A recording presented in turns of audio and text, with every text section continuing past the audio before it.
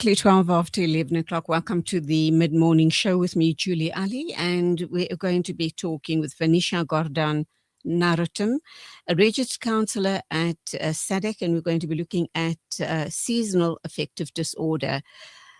Vanishaa, very good morning to you. Welcome to the program. Good morning. Thank you so much for having me. I know I'm a little bit delayed today. It's been one of those days. No worries, no worries. As long as we have you, that's the important thing. And of course, we are here today to talk about something very relevant for us here in the South, in the global South. When we reach or when we enter the winter months, we do talk about seasonal affective disorder. This is something very, very common in the global north, very especially in Europe and Scandinavian countries, because they have very, very cold and very long winters. We're blessed here in South Africa, and I think when you kind of really break it down to brass tacks, we don't really have long, extremely cold winters. We have a couple of days during April, May, June, July, and August, but it's not continuous. It might be 3 days here, 4 days there, and so forth, where we do have bitterly cold spells, but we don't have ongoing freezing weather. Are we still in a situation where we as South Africans or people in the global South suffer from SAD syndrome? So absolutely right. I mean, look, when it's winter, it's a little bit harder to wake up in the morning, right? Because, I mean, the moment you put your hand out, it's cold. And you're like, okay, wait 5 minutes more and I'm going to stay warm. And you think it's going to be warm, but not really, right? And I think we all struggle with that. And that's normal. Where seasonal affective disorder actually comes in is where it's prolonged, that feeling of not wanting to move, not wanting to get out of bed, not wanting to move if you're warm. Like if you sit in the sun and you say, okay, I'm just going to sit here for 5 minutes just to like defrost. But you actually don't get up. You're a little bit stuck. Right. But it's also prolonged. So prolonged is it's a big word here. So prolonged feeling of, not wanting to move, prolonged feelings of very low mood, when it's colder. So just wanting to isolate yourself. We all know we have things to do, right? We all have activities. We have, still school rounds, waking up in the morning, going outside. If you're like me, going outside to get some of your tea leaves, and then freezing them so you don't have to go outside. But I mean, it's one of those things that affect your mental health quite significantly. Where this actually comes in and where it affects our quality of life is those people that might struggle with depression, that might struggle with a mental health illness. They might actually feel more isolated and less likely to wanting to do activities almost at all. So that's the key, right? Is that not wanting to do activities at all. And that's a key that loved ones can actually notice about their loved ones. Like how much are they moving around? What's happening? So How is Vanishaa, their nervous system? all right, Yes, let me ask you this question. When we talk about depression, obviously it's about low motivation or no motivation at all. That is also a factor here. And is it a situation where it's the older generation who become very easily depressed in the winter months, where they can't and don't want to move around? Because we do know with younger people, they're very active sport-wise. And the moment you start moving around, you start warming up and you start feeling alive.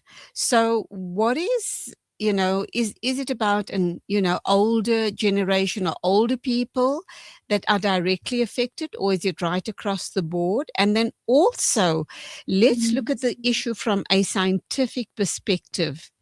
What actual changes are happening in the brain and body that contribute to winter depression? Okay, so you've touched on a very important factor, age, right? Where young people, you're saying that they're moving around, you get warm when you move around, Yep. right? Now, the thing is that it is across the board. Seasonal affective disorder is across the board. But when we're talking about older people, when it's colder, you're less likely to move around because it pains, right? If you're talking about older people, body pains. For example, if you've broken your hand in the past, Yeah. right? Often in winter, a lot of people who have had a broken bone or something, they normally complain a lot more to say that, it pains. Right. Where that broken bone was. And that actually might limit your movement, right? Like naturally, because it's painful. So, that might be something that older people also might struggle with. It's that physical pain. So that also touches on, yes, maybe they won't move around a lot. But I think what the biggest thing there is, and I know it's obviously not, and I'm not saying this is the only thing you can do, but getting sunlight. One of the biggest things that affect seasonal affective disorder is not getting enough sunlight. Going through the scientific perspective, right, if we unpack that, serotonin is linked to mood, right? So that manages your well-being, your emotional well-being and your stability, right? If you have lower sunlight, you have less serotonin activity, which actually contributes to sadness, irritability sometimes, and low motivation. You also have melatonin, right? So in the darker months, you produce more melatonin. Why? Because your body thinks it's rest mode, right? When you wake up in the morning, normally if you wake up in the morning in the summer at about 5:30, the sun is coming up, it's getting brighter already. But imagine leaving your home, and I was just having this conversation yesterday actually, leaving your home at 5:30 or 4:30 in the morning for work in winter is much harder. It's still dark out there. The sun hasn't risen. And it's not even blinking. And it's freezing cold in, in the early hours of the morning. Absolutely. So carry on. Just one moment. When I was thinking about this now, just as you started talking, I'm so sorry to cut you off. When you leave home early in the morning, right? To get to work if you live far away. Then when you're coming home, it's also getting darker. True. So now you're almost spending all of the hours at work with sunlight, right? You're getting limited sunlight. Then when you're driving home, it's also getting dark. So by the time you reach home, it's dark. It's nighttime. And so how much sunlight are you receiving? Right, minimal sunlight. And talking about sunlight and vitamin D, I've often heard medical professionals saying we do know that older white males and females, and this could be due to the fact that the study was undertaken in Europe many, many years ago, that they present with osteoporosis in greater numbers than perhaps people on the African continent and elsewhere. And it does make sense because in Europe, they are not exposed to, or they don't get as much sunlight as we do here in Africa and in Asia. They're just not exposed to as much sunlight as we are, resulting in less vitamin D being absorbed into their bodies. I'm talking natural vitamin D through sunlight. And then when you look at the Scandinavian countries where they have the midnight sun syndrome as well, where it's not direct sunlight. So and in recent studies, they've also found now in this present day and age that Indian women are also now beginning to suffer more and more from presenting more and more with osteoporosis because they're not exposing themselves to direct sunlight. So, apart from SAD syndrome, you have the issue around osteoporosis as well.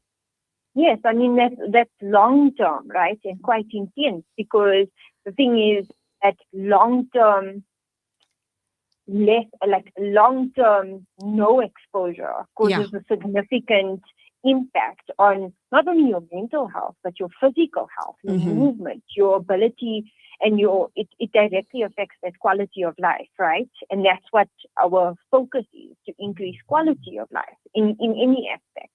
And, as you were talking, I was just thinking, I was like, in recent times, just maybe like some of my clients that I've spoken to over the last year or so, if I think about it, a lot of those that struggle with their vitamin D, like, when you do your blood test and you struggle, you're like, the doctor's like, hey, you need vitamin D, it looks like it's a bit low.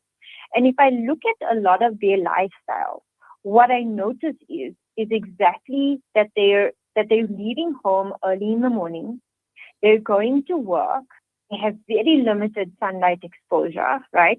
Because they're often eating at their desks, they're often not going outside. Right.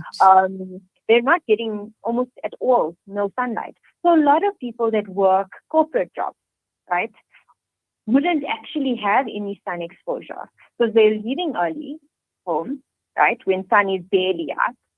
They're in the offices, closed environments, often air cons, right? Mm-hmm. And they're leaving their jobs also later. So when do they get sun exposure? And on weekends, what are we doing? And just to give you an idea, we're doing shopping, we're doing activities, but are we going outside and doing those activities? Are we, sort of using the environment as a safe space? Or are we just binge watching TV, using social media, or playing games online? Absolutely. Or cuddled up with blankets all around us. So there we go. Moving forward, Vanishaa, what are some of the common emotional, physical, and behavioral symptoms people should look out for in themselves or loved ones as far as protecting themselves against SAD syndrome? And we've chatted about, like, the low motivation, excessive fatigue, right? So when I say excessive, I mean literally you cannot function. Sure. Body heaviness and sluggishness. So like you need a cup of coffee almost like every 2 hours, and the excuse is that you want to warm up, but you actually need the energy to carry on going. Social withdrawal and isolation is a big one, right? Avoiding responsibilities. Sometimes it's avoiding those activities that you really need to do. So like self-care also goes down the drain. The cold water when you want to brush your teeth. The avoidance of having a shower because when you come out, you're going to be a bit chilly. Yeah. Loss of enjoyment and interest, of course, that's also something that we have to look at because that's one of those warning signs of depression. Sometimes also heightened sensitivity and anxiety. So it's also that dysregulated nervous system, right? That also may affect us. So might not want to, do an activity because you're feeling anxious. You're feeling that I want to say that doof in your chest, that little bit of heartbeat. That's a bit, you're like, no, wait, let me take a step back, right? So those could be some of those symptoms. Excessive time indoors. And I know a lot of us spend a lot of time indoors, but excessive, where you're avoiding even, like how I said, like when I go outside in the morning to get my tea leaves, where you're avoiding that as well. Right. Okay, let's wrap up then and ask, at what point should someone consider seeking professional help? And what kinds of treatment or support options are available for people living with seasonal affective disorder? So, I mean, of course, there's a myriad of sort of ways that you can help yourself, right? Or help a loved one. And this is about, getting out and about. I cannot stress that enough. Getting out and about. Encouragement is huge. I do think, though, that if you don't have anyone to talk to, if you don't have a safe space where, when you struggle to get out in the morning and instead of having a shower, you just get dressed and you go to work. And now you've been doing that for like, say, 2 or 3 days. That's a problem. You are neglecting your self-care to the point of like unhealthiness. Right. And I think that's where you need to seek out therapy, seek out counseling. We call SADAG and say, you haven't been outdoors in 2 or 3 days.